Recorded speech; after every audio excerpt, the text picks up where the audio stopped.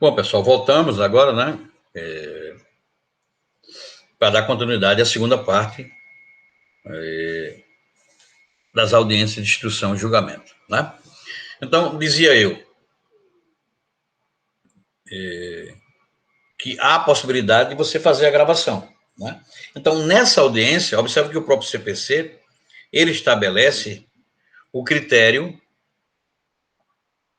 de uso das provas que você vai produzir. Tanto que no capítulo 12º ele fala das provas. Então ele diz todos os meios moralmente legítimos, etc., né? Direito de empregar todos os meios para demonstrar os seus direitos. Isso começa no artigo 369. O que é, na verdade, o que eu quero dizer a vocês? Que o CPC, ele, anteriormente, ele fala de provas, né? Aí ele fala prova testemunhal, prova documental, prova pericial, enfim. Os atos de antecipação de prova e tantos outros que nós já falamos, para depois ele juntar tudo para dizer, ó, você pode produzir as provas que você quiser. Quer dizer, isso deveria, na verdade, estar no bojo das provas, né? Tá? E ele diz uma coisa interessante. Lá no artigo 370, salvo engano, agora 370, 71, não dá para... Né? Ele diz que caberá ao julgador, ao juiz, né? Tá? De ofício ou através de postulação da parte, entendeu? Determinar as provas necessárias e que se destine a o julgamento do mérito do processo. Ora, quando a gente lê o artigo 357, que fala do saneamento, é um instituto que vocês não vão, não vai dar para explicar agora com maior profundidade. Na verdade, sanear é exatamente isso, o juiz vai estabelecer os critérios, mas o juiz não pode determinar as provas, né, a seu bel prazer. O ex officio significa por vontade própria, né, por dever legal. Porque, se o juiz disser o seguinte, essa prova será apenas documental, e uma das partes disser, não, mas eu quero produzir prova testemunhal. Eu preciso demonstrar que houve uma fraude em relação a isso, a determinado ato, ou ao conjunto de atos. Então, se o juiz impede essa produção de prova, ele está cesseando o direito de defesa da parte. E muita gente não entende ainda que cessear o direito de defesa não está relacionado à parte réu. Porque quando se fala em defesa, a sonoridade que se traz é que a defesa está relacionada ao réu. O direito de defesa é o direito de produzir prova. Se aquela prova não vai servir, é problema da parte que a apresentou, percebe? É problema da parte que apresentou. De modo que esse ou é outro artigo que causa uma certa espécie. O juiz não, ele não tem essa capacidade. Agora, se a parte disser o seguinte, não, ou as partes, o réu, o autor vai produzir prova testemunhal, o réu só vai produzir prova documental. Vamos dizer que tem um litisconsorte no meio, né? O litisconsorte vai produzir prova documental e testemunhal, só. Então todo mundo concorda? Concorda. Então ninguém pode futuramente dizer o seguinte, não, eu diante do que foi ventilado nessa audiência, eu agora requeiro a Vossa Excelência para produzir uma prova testemunhal. Não. Porque aí vocês já concordaram que as provas seriam aquelas, né? Ou seja, vocês delimitaram as provas que iriam produzir. Inclusive, em audiência, há juízes que perguntam, né? Quais são as provas que as partes pretendem produzir, né? É bom dizer o seguinte, todas, doutor, né? As que forem necessárias. Eu aqui estou com a prova testemunhal, mas eu não sei o que a testemunha vai dizer, em tese, ou a outra parte vai apresentar uma prova documental, e isso pode gerar o quê? Uma terceira modalidade de prova. Por exemplo, um documento assinado pelo autor, não é? Dando quitação a um valor, quando, na verdade, a petição inicial diz que o autor não recebeu nada. Então, aquele documento tem, no mínimo, uma suspeita. Não é? Ou a inverdade. Ou o autor omitiu essa ocorrência para o seu advogado, ou, do contrário, aquele documento ele foi forjado, né? Um documento falso. Aí, sim, já cabe o quê? O incidente de falsidade, quer dizer, uma prova documental que vai ser o que? Analisada para verificar se aquela assinatura foi feita pelo autor, em que época ela foi feita, em que condições. se aquele documento foi preenchido depois, e os exames grafotécnicos e grafológicos, né? Grafotécnica, a maneira de se escrever. Tem gente que escreve a letra toda em pé, outros se escreve cursiva, deitada, né? E o grafotécnico, o grafológico, né? São as grafias. O A tem uma pontinha para baixo, o B tem aquele B minúsculo, o T, né? Faz um retorno no A, e dá um traço, e por aí vai. Ou então, a letra utilizada pela pessoa é letra de forma, né? Eu só nunca vi ninguém assinar como letra de forma, né? Porque aí é impossível. Quer dizer, não é impossível, né? Mas escrever, enfim. Então, não é essa possibilidade, e eu estou trazendo a vocês apenas aquilo que é mais questionável, não é? Para que vocês possam futuramente, eu espero, né, que aconteça essa discussão em maior profundidade, né? Por quem me substituirá, vamos chamar assim, no direito processual, ou direito processual civil, fase de conhecimento, algo nesse sentido. É preciso questionar isso para que vocês efetivamente tenham consciência de como deve ser adotada a prova, né? Tá? E essas provas, né, todas elas, se você observar o artigo 369, né, até o 372, tudo cabe ao juiz, né? Por exemplo, antigamente no CPC não tinha um instituto chamado de prova emprestada. O que é a prova emprestada? Eu tenho um processo que se assemelha muito a outro processo, né? Então, por exemplo, uma sentença que foi prolatada em determinada vara, ela é muito parecida, ou ela atingiu muito o que eu estou pleiteando nesse processo. Então, quando eu leio o artigo 302, né, ele diz: o juiz poderá admitir como prova, né, ou poderá admitir, na verdade, é o seguinte, a utilização de provas produzidas em outros processos ou em outros autos, né, e vai atribuir a ele o valor que possa merecer. Então, eu posso pegar uma sentença de um processo, vamos dizer, da primeira vara civil, né, e juntar num processo na terceira vara civil, onde eu estou iniciando uma ação. Isso é uma inovação jurídica de boa qualidade, embora isso já tenha sido usado, né, há séculos. Século talvez não tenha sido mesmo, há décadas, né? Porque as provas emprestadas, elas servem para aclarar, não é, determinados eventos. Por exemplo, é a mesma empresa ou é o mesmo réu, não é? E que comete as mesmas infringências, principalmente quando se trata de danos, né? Tem um supermercado aqui que ele cometeu várias e repetidas atitudes com seus empregados, né? E o Ministério Público do Trabalho, né, ele utilizando esse artigo, essa norma, ele juntou várias sentenças e vários autos de infração contra aquele supermercado que vinha adotando procedimentos não republicanos, não saudáveis com seus empregados, a tipo de revista íntima, né? Homem revistando mulher, já pensou? Não é? Entendeu? Se fosse outra ocasião, já seria um absurdo, né? Entendeu? Aí já, nesse caso, nós já estamos diante de estupro, ou tentativa de estupro, não é? Acusações de que determinadas pessoas estavam furtando produtos da empresa. Por exemplo, teve um caso muito interessante que tentou se colocar uma empregada para fora, porque na revista, né, o que é hoje não é permitido na sua essência. Eu sei que muita gente está querendo perguntar isso aí. Sobre isso eu vou tentar explicar rapidamente. O direito à intimidade e à privacidade, né, ele não é ilimitado, mas também ele não pode ser banalizado. Entendeu? Você tem lá a sua bolsa, as mulheres têm as bolsas, os homens também, etc. Entendeu? A revista pode ser feita, mas desde que não atinja, não é, o caráter de intimidade e privacidade. Em tese, na verdade, alguém abrir uma bolsa, abrir uma sacola ou coisa parecida, já induz o quê? Uma desconfiança.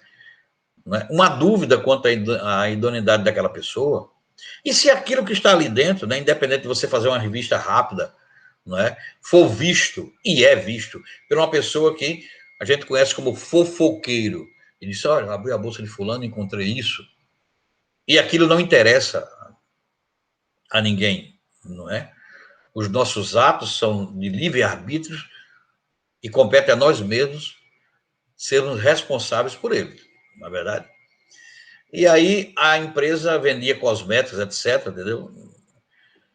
E aí, ao revistar a bolsa da, da empregada, se encontrou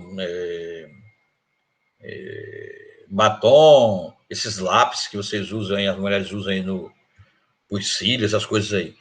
E alguém aí encontrou lápis, né, e batom e outras coisas mais, essas maquiagens que vocês usam, da mesma marca que se vendia na empresa. Ora, será que a empregada não pode comprar um produto da loja onde ela trabalha?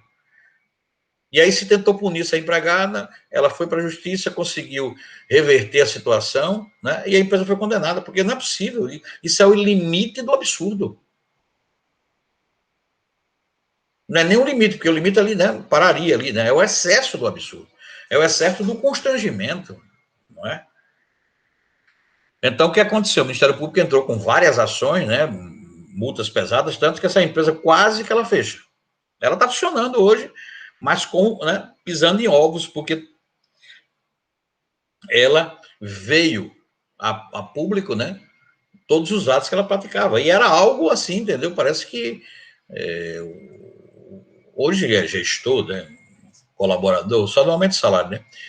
Os gerentes, né, faziam questão de humilhar. Né? Tem outras empresas aí que fazem também isso.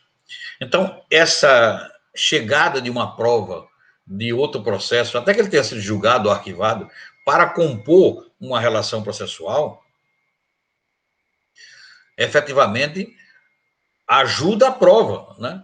Porque você pode dizer, ó, inclusive contra essa empresa já existem algumas sentenças, né, que ratificam o que está se dizendo aqui, ou seja, a empresa, né, ela é useira e vezeira, né, ela é contumaz na prática desses atos que efetivamente conduzem ao quê? O ferimento à intimidade, à privacidade, né? Ao direito de não se expor, nem se deixar expor, né? Ainda que por ordem, ao direito de ressarçar, né? Ressarçar o quê? Se defender, ao direito de recusar. Veja que nesse caso, se você ler o artigo 373A, 373-A, inciso 6º da CLT, você vai ver que lá está dizendo, né, é vedado ao empregador efetuar revistas íntimas nas suas funcionárias. Hoje, esse artigo, ele já se estendeu para os funcionários também, não é? Entendeu? Até porque é o seguinte, é como colocar uma câmera, né? Colocar uma câmera em determinado local na sua empresa, você vai ter que dizer que tem uma câmera lá. Ó, em determinada sala tem uma câmera, em determinado lugar. Você não pode colocar só para colocar. Porque se a pessoa não tem conhecimento, efetivamente ela fica em defasagem. Não é? Observe que ela fica em defasagem. Às vezes você está praticando um ato, né? Houve também outro caso muito interessante, que se colocou câmeras dentro do vestuário, né? Do vestiário, né? Das moças e dos rapazes. E aí se via, né, o pessoal trocando de roupa, em trajes íntimos, etc. Isso a alegação da empresa, entendeu? Foi de que estava protegendo o patrimônio, porque estava vendo furtos de equipamentos ou coisa parecida. Sim, você pode expor, principalmente o corpo de alguém. Onde está o princípio da proteção, entendeu? Da individualidade. Não é? E aí essa empresa foi condenada, inclusive na área civil também, e se juntou essa prova, né? Então, o artigo 372 do CPC, veio em boa hora, né? Na verdade, ele veio só sedimentar o que a jurisprudência já falava, né? Se eu tenho uma prova que me ajuda a demonstrar que aquele ato, aquele fato, aquele conjunto de atos que eu narro na petição inicial, e pode também ser na defesa, né? Pode ser um caso que já tenha sido julgado, ele caracteriza o evento a que eu estou me referindo, né? A minha argumentação, eu devo juntar sem nenhum problema. E o juiz vai atribuir, como diz a parte final do artigo, né?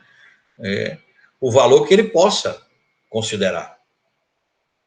É claro, quando se junta um documento, né? Está lá no artigo 435, parágrafo único, o juiz ouvirá a outra parte, né? Então, mesmo que seja na petição inicial, cabe à parte dizer, excelência, eu gostaria de um prazo para falar dos documentos que o reclamante juntou, né? E aí ele vai conceder. Ok? Então, essa é uma essência bastante adequada, lógica, para se estabelecer um critério de evolução do conjunto de provas, né? E o CPC, ele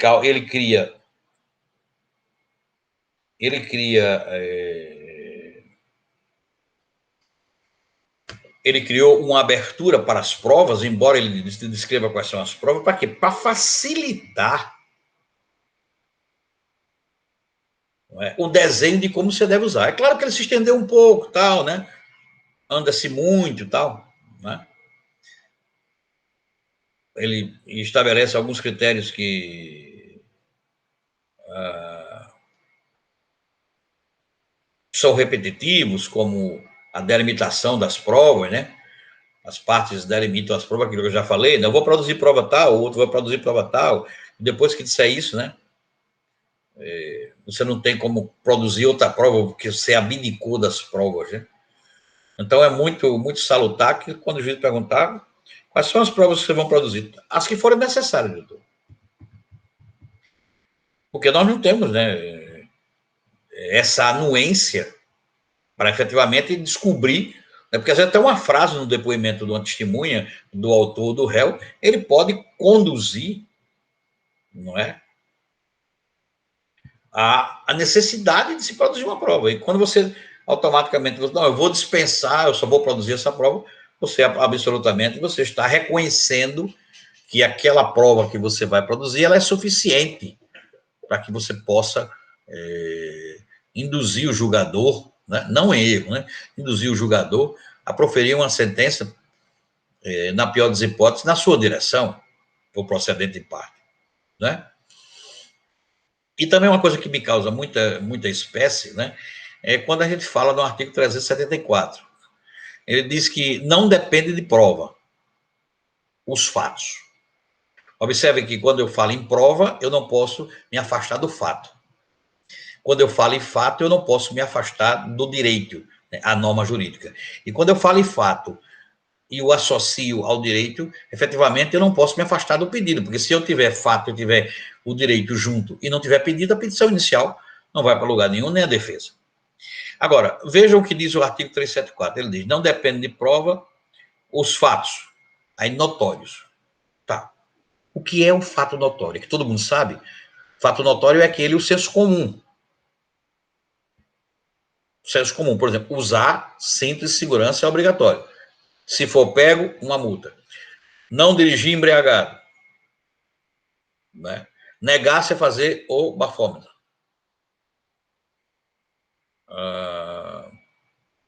Respeitar determinados locais. Né? Não produzir prova falsa. Então, isso é fato notório? É. Mas como é que eu vou identificar que aquele fato é notório? O cara me disse, um fato notório. Matar é crime. É um delito e pode, dependendo, né, das qualificadoras, pode acontecer o quê? Você pegar de 12 a 30 anos.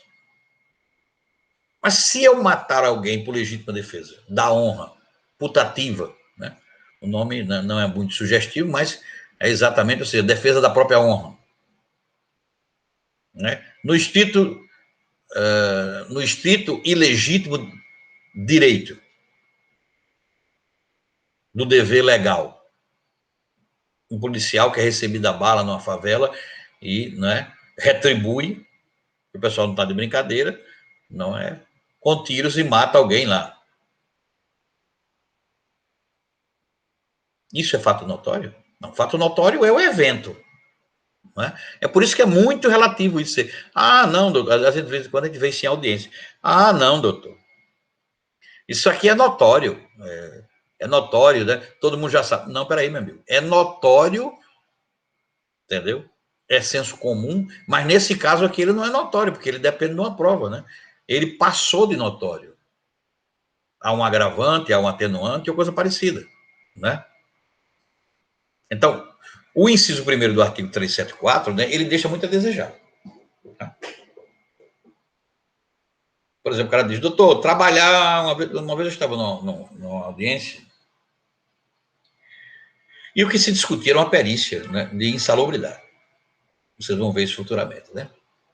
E aí nós temos na perícia de insalubridade, pela responsabilidade contida no artigo 191 até 193 da CLT, que os graus, até 195, né, que os graus de insalubridade, eles se dividem em 10% do salário mínimo, 20% do salário mínimo ou 40% do salário mínimo, ok? São os graus mínimo, 10, médio, 20 e 40 máximo. E aí se discutia do processo, né? Se o empregado tinha ou não direito à insalubridade. E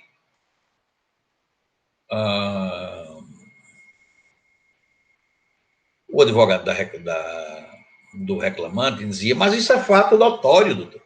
Independe de prova, porque o empregado ele trabalha num hospital, e o hospital é um ambiente absolutamente insalubre, e o é, não deixa de ser, né? Que o diga a pandemia, infelizmente, levou tanta gente que estava ali na linha de frente, né? E que se dedicou com tanta ênfase para salvar vidas, né? Salvou uma infinidade de vidas e se foi, né? Deixou uma saudade contida, né? Mas isso não quer dizer, não é, que aquele empregado ele tenha direito à insalubridade pelo fato de ele trabalhar no hospital. E se ele usar EPI? EPI significa equipamento de proteção individual, para quem não conhece, né? Luvas, máscaras, aquelas máscaras que parecem um focinho de um porco, né? Máscaras normais, touca, luvas, né? Para pegar em produtos, para manusear, enfim.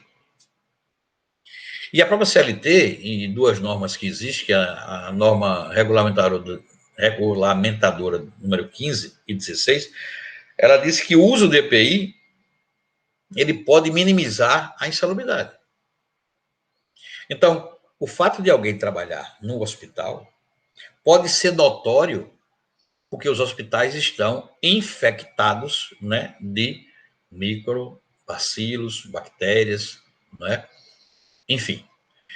E até porque nos hospitais o que é que ocorre? Existe a transmissão pela via oral, né? A maioria das doenças que ali são adquiridas ocorrem, né, por essa via, pelo menos é a mais constante, né? Mas isso não quer dizer que isso seja a regra. Quantas vezes alguns hospitais, né, algumas clínicas, etc., né, eles foi feita uma perícia e a perícia constatou que os equipamentos de proteção individual eles eram capazes de suprir a, a possibilidade de aquele empregado ou aquela empregada ela adquirir, ter direito à insalubridade, ou então ter insalubridade no grau menor. Por exemplo, ao invés de 40%, como se está postulando numa ação trabalhista, 10%, por conta do uso do EPI, que reduz a capacidade de aquisição de determinadas doenças, né? O ambiente é insalubre, né, quando os seus empregados, eles, na menor das hipóteses, né, eles convivem em harmonia, o que hoje, infelizmente, né, não acontece muito, né, porque os interesses, né, são sempre diferentes, né, essa harmonia sempre está próximo que da inveja e outras coisas mais, sentimentos pequenos, né?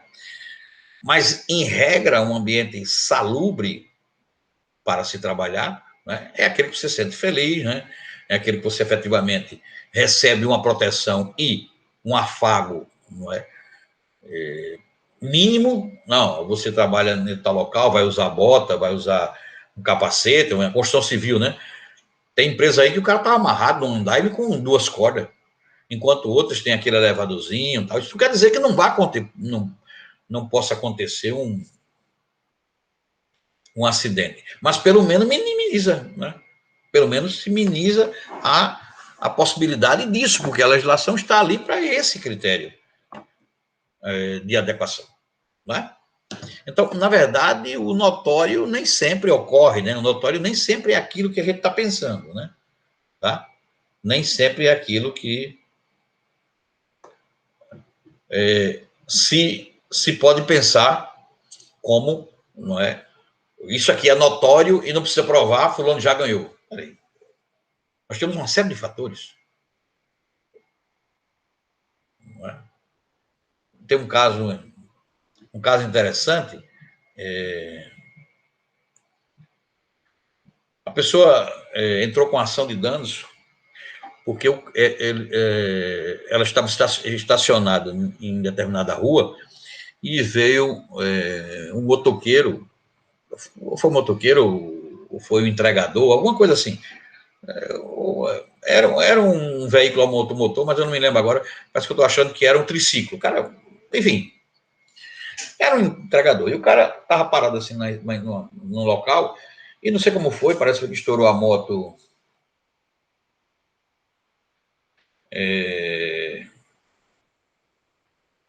O pneu da moto, o derrapou, sei lá. E aqui ele, né, se chocou com o veículo da pessoa que estava estacionada. Aí a pessoa desceu, como é que foi um negócio desse, aquela coisa, né? Ou seja, a famosa falta de paciência que a gente não conseguiu aprender. Era bom que a paciência fosse um fato, né, notório. Um fato notório, né?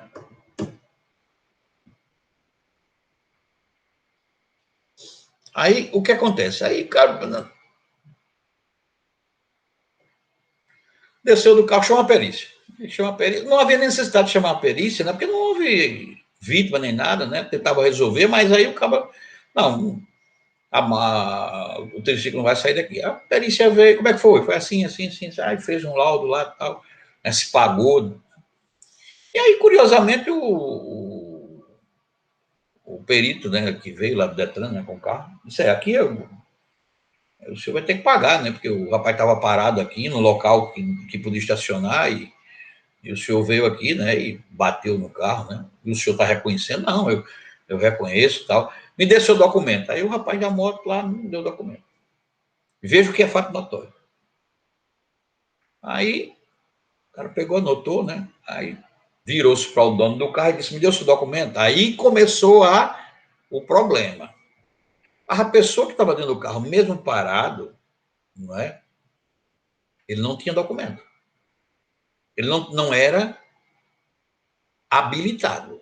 Aí você pode dizer: não, mas ele estava parado, certo? E quem é que estava dirigindo? Se ele estava no local se ele estava exatamente no local do motorista, quem é que estava dirigindo? Aí passou de um fato supostamente notório, tá, para um fato irregular. E o rapaz do Detran, né, descreveu que a pessoa a colisão existiu, mas a pessoa que estava dentro do carro, que possivelmente estava dirigindo irregular. Como é que disse? E que esse fato deveria também ser levado em consideração. Porque era notório, agora sim, era notório que ele estava dirigindo o carro, era uma presunção, e que ele não tinha, repare só, o cara nem estava com o documento do carro, do porte obrigatório, nem estava com o documento que ele não tinha, ele declarou que não tinha. O povo de São Paulo chama de carta, né? Carta eu conheço como correspondência. Agora, né? CNH, porque se a CNH fosse carta, seria Carta, né, Nacional de Habilitação. Lá está escrito Carteira Nacional de Habilitação. Né? Então, não é? Aqui no Nordeste não tem ninguém idiota, não, viu? Mas não tem mesmo. Entendeu? Pode até alguém pensar e achar que é notório, mas não é. Né? Pois bem, nesse sentido, foi-se lavrado um auto. Não é? E aí o rapaz foi condenado a pagar o serviço do carro e o outro que não tinha carteira e que estava dirigindo inabilitado, tá? Transferiu-se o quê? Chamou-se uma pessoa, transferiu-se a multa para o dono do carro, pagou a multa. Aí você vai dizer, sim, mas qual era a prova que o agente, não é, do Detran tinha? Filmagem da rua. O cara negou, não, mas eu tava, começou a querer mudar a história, né? Começou a tratar a prova como se fosse notório. Que aquilo não era necessário ser analisado porque ele estava parado. Mas aí se conseguiu as filmagens da rua e percebeu-se que ele entrou na rua dirigindo com o carro, né? Parou, desceu, acendeu um cigarro, um negócio, depois entrou, possivelmente estava esperando alguém, né? Aí, isso não é notório, né? Notório, né? Não depende de prova, os fatos, é o inciso segundo do artigo 374, os fatos afirmados por uma parte e confessados pela parte contrária. Aí é. Por exemplo, o juiz disse, o senhor...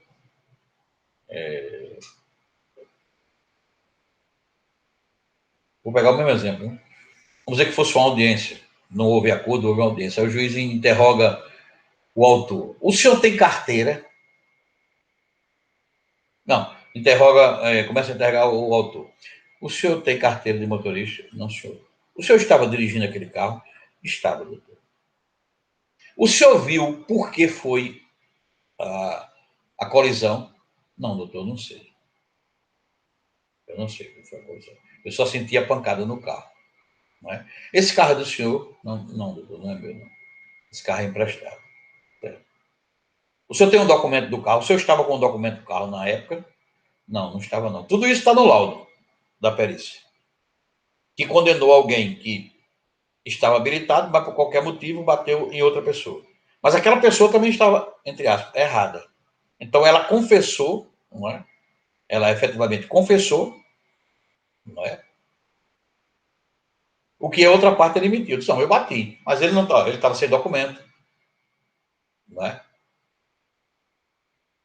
Tem uma prova de que ele veio dirigindo o carro, parou o carro, desceu, etc. Quer dizer, uma parte confessou, que foi o réu, né? Ou o próprio autor confessou, não é? E já houve prejuízo. E poderia perguntar: o senhor pagou a multa? O dono do carro pagou a multa? Né? Porque o senhor estava dirigindo sem habilitação e a responsabilidade é dele? Não, não pagou ainda não. Quer dizer, então, quando uma parte confessa alguma coisa, né? Algum fato, efetivamente, né? Você afirma, uma parte afirma e é confessado pela outra. Aí eu tenho sim. Eu tenho. O nome disso se chama de confissão. O nome está dizendo confessado. Um diz uma coisa e o outro ratifica. É verdade, aconteceu isso. O juiz, nesse caso, ele poderia até ouvir o réu primeiro, se ele quisesse. E aí depois ele ia perguntar ao autor: é verdade o que o réu está dizendo? Que o senhor não tem carteira, não sei o que mais, é coisa parecida. Mas o juiz, nesse caso, ele se baseou na prova que está dos autos. Um laudo pericial, imagens, etc, etc. Então ele já foi em cima, já é uma própria confissão. Para quem quiser se aprofundar futuramente, é só ler o artigo 389 e 390 do CPC, que fala das confissões. Não é? Então, são esses detalhes, né, que tornam, tirando os notórios, né, que é o primeiro, né, porque aquilo que é notório tem um sentido de senso comum, mas pode ser que não aconteça. Um terceiro aspecto também que reclama a análise mais aprofundada e que também causa uma certa celeuma é o inciso terceiro do artigo 374, que diz admitido no processo como incontroverso. O que é aquilo que é incontroverso? É que não houve impugnação. Quando alguém é citado, ele diz: Fica Vossa Senhoria citada para, no prazo de 15 dias, apresentar a defesa querendo sob as penas de revelia e confissão, não é? E se tornarem, né, verdadeiros os fatos, vou utilizar um linguajar mais tranquilo, os fatos apresentados pela parte contrária. Então, se você não contesta um determinado fato, ele passa a ser incontroverso. Ou seja, ele passa a ser verdadeiro. Ele passa a ser verossimilância. Ele passa a ser inquestionável. E fato não contestado, nós já vimos, né, sobre a contestação, né? Está lá no artigo 341, o réu deve se manifestar precisamente sobre todos os fatos alegados pelo autor, sob pena de se tornarem incontroversos. Então, aquilo que você não contesta, ou contesta de maneira muito simples, sem se aprofundar, automaticamente você está diante de um evento de incontrovérsia. Tanto que o juiz disse, ó, essa matéria aqui não será mais tratada, porque, por exemplo, em relação a esse documento, a parte não contestou o documento, ou então se contestou de maneira deficiente, vamos dizer assim, né? Não se miscuiu diretamente, não se desincumbiu, né, de estabelecer esse critério. Porque, na verdade, é o seguinte, a prova, minha gente, entendeu? Ela é como um coração pulsante. Coração bastante pulsante. Tá? A prova bate conforme, não é? Um coração de um jovem. Às vezes, né, velozmente, pela ansiedade, pelo arrobo, né? Outras vezes mais compassado, né? Outras vezes acompanha o batimento de uma criança, né? Que é aquele respirar lento, não é? E sonolento ao mesmo tempo. É o caso da prova. A prova oscila dessa maneira. Às vezes ela vai num grau muito alto, né? E às vezes você decai, você está produzindo uma prova, a prova vai na sua direção, né? O juiz começa a se conscientizar de que aquela prova é a mais adequada, né? E aí, por qualquer motivo, ela se perde. Ou então, a prova é muito bem feita e o outro lado, para completar, ele confessa. Eu tive um caso muito interessante sobre fato e controvérsia. Eu vou narrar para vocês. Eu gosto muito de contar esses casos, né? Porque nos tiram da monotonia, né? Principalmente numa aula gravada. Eu espero que vocês, né? Algumas pessoas que não. Eu estou vendo que nem todas as pessoas estão assistindo essas aulas, mas isso é uma opção, né? Não é um fato notório, leia-se, né? É uma questão de opção, mas futuramente, quem sabe, né? Pode-se-á se analisar, né? Enfim. Então, repare que coisa interessante. O juiz começou a ouvir o autor, era sobre a venda de um terreno. Me recordo como hoje, um terreno. E aí, a tese era a seguinte, que a pessoa tinha comprado um terreno e que pagou algumas prestações, coisa que não acontece no Brasil, né? E aí, resolveu quitar. Né? E aí pediu a bits, pediu a planta, etc. Aí o dono lá da incorporação, não é hoje, é amanhã, hoje é amanhã, era que foi na prefeitura. O terreno não tinha sido nem desmembrado. O cabo entrou lá, comprou o terreno, né? Tinha um terreno, não desmembrou, e já foi logo fazendo o condomínio, né? O interior tá cheio, assim, né? Interior, para quem mora no interior, tá topado. Quando você pegar daqui de Satuba até Arapiraca, tem menos de 50 mil, né? Enfim, o povo toma construir. Né? Quando recebe um papel, não resiste em cartório, que é uma compra e venda, né? Pelo menos registrando a compra e venda já ajuda.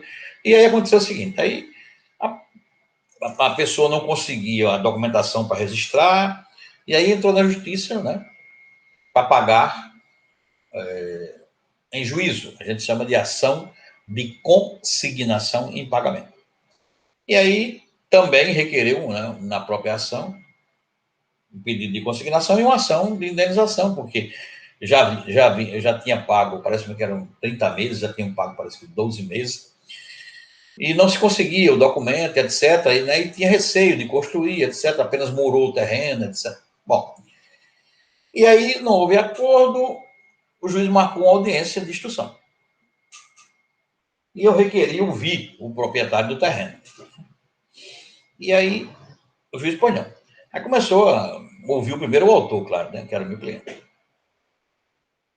E aí eu vi o meu cliente narrou tudo que eu estou dizendo a vocês, né, que se sentiu constrangido, porque quando foi comprar o terreno deu uma entrada de tantos R$ 1.000, né, essa entrada também não foi debatida, e que o saldo devedor, ele queria liquidar para construir a casinha dele, barará, que era o sonho da casa própria, e aí percebeu que o carro, que não tinha um habite lá do loteamento, e que o terreno estava inteiro, mas não estava desmembrado, ou seja, o dono efetivamente vendeu os terrenos fazendo divisão, né? Terreno de 10 por 20, terreno de 15 por 25, e aí saiu, enfim. E aí narrou tudo isso. Aí não teve mais perguntas, aí o juiz disse, doutor, quer ouvir o réu? Eu disse, não quero, eu desejo, excelência. Pois não, e dada a palavra ao advogado do autor para perguntas ao réu, disse que, excelência, eu tenho poucas perguntas, né, até porque Vossa Excelência já exauriu a matéria, né, e a defesa, ela não conseguiu comprovar, não é, que o terreno está irregular, e etc, etc, né, mas eu tenho algumas perguntas. Não vou lhe tomar muito tempo, muito embora que isso é só uma questão para você, quando há necessidade de não fazer tantas perguntas, né, porque não existe um limite de perguntas. Se você tiver 1.000 perguntas para fazer, você vai fazer 1.000 perguntas. Eu tenho 1.000 perguntas a fazer o réu, 1.000 perguntas a fazer o autor, 1.000 perguntas a fazer a minha testemunha, mais 1.000 perguntas a fazer a testemunha do réu. Não interessa, o juiz não pode tolher. Ele pode até interferir o que você quiser, as perguntas que ele quiser. E vai registrar na ata. E aí eu perguntei, oh, excelência, eu gostaria que reperguntasse ao réu se as declarações do autor, nas declarações do autor, existe alguma inverdade. Eu já sabia que a única coisa que ele ia trazer para o processo, e eu já tinha trazido, né? Era o quê? A propriedade do terreno, mas não tinha habitos, não tinha, entendeu? Uma parte do IPTU estava em atraso, etc. Aí o réu saiu com essa pérola jurídica, né? Disse o seguinte: em parte é verdade. Aí eu nem precisei perguntar mais, o juiz disse: sim, mas em parte corresponde a quantos por cento? Tu está dizendo que é em parte, então qual é a parte que é verdade e qual é a parte que o senhor acha que não é? Pronto, aí começou, né, o né? E aí começou a se enrolar, e o juiz terminou encerrando o depoimento, dizendo o seguinte: diante das declarações do réu, que reconheceu como parte verdadeira as declarações do autor, o que já torna efetivamente os fatos incontroversos, e considerando que no decorrer das declarações não se demonstrou ele, réu, onde estava a inveracidade das alegações do autor, esse juiz encerra a instrução, não é? Não tem acordo, ainda propôs acordo, não quiser acordo, e designa a sentença para tal data. Por quê? Porque dois eventos contribuíram. Um fato afirmado pela parte, que foi meu cliente, foi confessado pela outra parte. E segundo, os fatos que ele admitiu foram controversos. Simples assim. Muito simples. E aí a gente pode até utilizar, né, eu estou falando dos incisos 2º e 3º do artigo 374. A gente pode utilizar, inclusive, o inciso 4, que diz que tentar me lembrar como é que eu posso dizer a vocês. Vocês devem estar lendo já isso aí quando estiverem vendo, mas na verdade ele diz o seguinte, que não depende de prova aqueles fatos, né, cuja presunção ela se dirige, né, entendeu? A presunção é legal e se dirige para a veracidade do que foi assumido, né, ou que foi declarado. Isso também se encaixa na confissão, né? Ele fala de presunção, né? Presunção legal, tá? Ou de veracidade. Então, presunção legal e de veracidade são sinônimos, né? Então, quando alguém confessa o que o outro declarou, nós estamos diante exatamente disso, né? E quando o fato é incontroverso, né, efetivamente nós estamos diante dessa relação jurídica processual. É algo que não se pode deixar de considerar por conta do efeito em que a prova produz, né? É possível pensar assim, por exemplo, a, a prova ela pode ser estagnada, né? Você tem prova testemunhal, tem prova, né, para ser produzida, mas o fato passa a ser não depender de prova por uma dessas ocorrências, tirando os notórios, né? Tirando aqueles que são notórios, né? Que aí há uma sensação de que, porque o fato é notório, entendeu? O fato é notório. O cara quer vender uma praça, que é do município. Não existe, construiu um, não é? Nós temos 3 casos aqui no estado de Alagoas que era uma praça do município e o cara construiu uma casa. E depois, quando se descobriu, a confusão estava grande, você quer mais lá. Construiu uma casa. Assim, mas como é que você constrói uma casa no bem público? Não, mas vou fazer um uso capião. Meu irmão, pelo amor de Deus. Não existe uso capião de bem público. Só de bem privado. O bem público é protegido, entendeu? Pelo interesse público. Então, são essas nuances jurídicas, né? Ou nuances jurídicas, né? Que conduzem à desnecessidade de produção de prova. E quando se fala em confissão, por exemplo, né? Aí ela é a rainha das provas, né? A parte confessou, leiam o artigo 389 e o artigo 390, que vocês vão ver o que eu estou dizendo. E lá se define que a confissão é a rainha das provas, como a revelia é a maior pena processual. Né? Não é pena pecuniária, entendeu? Dinheiro, mas a pena processual que mais agrava a relação de quem está no polo passivo. Então, essas são as hipóteses em que conduzem uma prova em melhor capacidade para o julgador. Porque, na verdade, você faz a prova para o julgador. Se ele não vai na sua direção, ou seja, ele entende que a sua prova não é a melhor, não foi a melhor produzida no processo, você tem a oportunidade, como eu já disse aqui no primeiro bloco, de entrar com recurso e demonstrar ao tribunal, né, uma das turmas lá do tribunal, não, das câmaras, né, primeira Câmara Civil, por exemplo, uma ação civil, né, que aquela decisão da vara ou até do próprio juizado, né, nas turmas recursais, inclusive juizado federal, civil e federal, que precisa ser modificado. E os quatro membros da Câmara ou da turma recursal, não é, podem modificar. Pode ser uma tese, é o seguinte, a decisão da vara ou decisão do juizado não considerou efetivamente que houve uma desnecessidade de produzir prova, porque os fatos passaram a ser incontroversos. Houve uma confissão, né? Houve uma demonstração de veracidade. É como você mostrar, por exemplo, né, envolve tudo e atinge o parágrafo 4º, né? Que fala, agora me lembrei, milita em presunção em favor, né? Presunção legal ou de veracidade. Você mostra um documento, por exemplo, mostra um documento ao réu, excelência, eu gostaria que o réu declarasse se essa assinatura que consta nesse documento é dele. Aí o réu diz, é minha. É sua? Apresentado o documento ao réu, e lhe perguntado sobre a assinatura que ali se insere, declarou que é a sua assinatura. Ponto e vírgula. E o senhor assinou isso sobre coação, sobre fraude, sobre ameaça? Não, assinei normalmente. E assinou o documento sem nenhum tipo de coação, ameaça, fraude, que pudesse macular a sua vontade. Era sua vontade de assinar o documento? Era a minha vontade. ele declarou que era a vontade dele. Quer dizer, isso também é uma maneira de dispensar qualquer outra prova.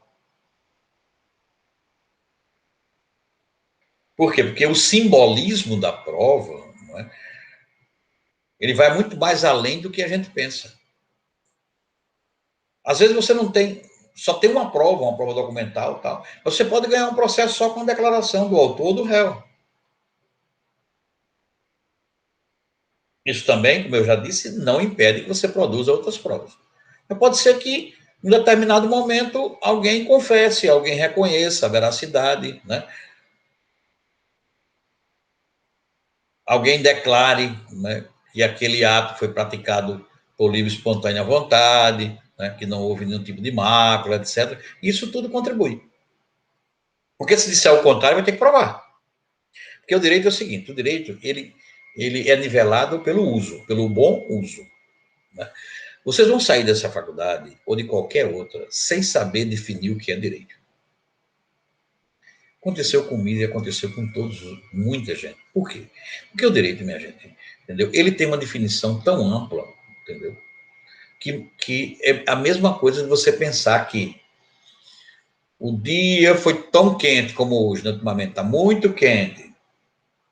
Vai ter uma noite, a gente pensa que a noite vai ser bastante quente e chove. Ou então, entre um dia e outro, tem uma noite no meio. Ou então, no outro dia, o sol nasce, no outro dia vem chuva. Quer dizer, isso são fatos notórios que nós não podemos questionar. Mas se alguém diz, tenho certeza que amanhã, quando é meia-noite, vai cair um toró, vai derrubar tudo, se prepare, pode até acontecer. E se não acontecer, você vai ter que justificar por quê, principalmente se a gente falar judicialmente, a gente está falando judicialmente, porque você declarou que a partir da meia-noite tal data iria chover, e não choveu. Alteração da verdade. Ou incerteza jurídica. A incerteza jurídica é aquela que você alega um fato e ele não se concretiza, nem você consegue prová-lo. É por isso que a prova é o coração pulsante do processo. É com ela que se leva ao julgador o direito de escolha, né? O que eu já falei aqui. O juiz vai escolher o que é que ele vai fazer. E essa escolha, né, envolve toda a prova. Então, você pode começar uma petição inicial com uma narrativa belíssima, com documentos, etc. O réu vem, se defende e tal. Mas na hora em que, se for com audiência de instrução e julgamento, prepare-se para provar aquilo que você está dizendo. Porque por mais prova que você tenha, supostamente, materializando os direitos ou o direito que você invoca como legítimo, como ameaçado, né? ou como necessidade de haver uma reparação pecuniária, né? Dinheiro, uma indenização, coisa parecida, efetivamente, não é? Você precisará provar. Ah, porque eu juntei vários documentos, certo? Onde é que o senhor conseguiu esses documentos? E aí? Não, eram documentos públicos, certo? Muito bem, eram documentos públicos. Tá, e esse documento estava disponível aonde? Não, não está disponível na nuvem, né, lá no sistema da empresa e tal. Então você está justificando. Mas se você disser, não, eu peguei esses documentos porque se referiam a mim. Você pode até fazer isso. Mas esses documentos, eles eram disponibilizados para todos? Não, aí eu não sei, né? Vai que a defesa está dizendo que aqueles documentos eles foram retirados, né, ilegalmente. Eles foram furtados do banco de dados da empresa. Embora essa argumentação, né, ela precisa ser provada também. Né? Muita gente diz, não, esses documentos que estão aí foram todos, né, esses documentos eram documentos sigilosos. Aí você pode perguntar, mostre uma declaração assinada pelo autor, né, ou pelos autores de que eles estavam impossibilitados que cometeriam qualquer tipo de falta grave se eles divulgassem alguns dos ensaios da empresa, né, os documentos da empresa. Ah, não tem. Então, aí pode se chamar de senso comum. Ele poderia estar na nuvem, poderia ser o que fosse. Né? O que nos vai levar a entender melhor o repasse jurídico, né? O que é um repasse jurídico? Na verdade, é aquilo que você alega e leva na direção de provar. Diante de tudo que eu estou dizendo aos senhores, né, eu estou querendo comprovar juridicamente que a prova, sem a prova, o direito pode até existir, mas ele não vai recepcionar, não é? Talvez, uma boa sentença. Não é? De vez em quando, eu não faço área penal, acho.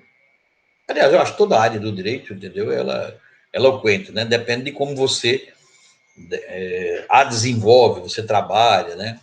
Você escolhe. Na verdade, quem escolhe as áreas, né? Quem torna você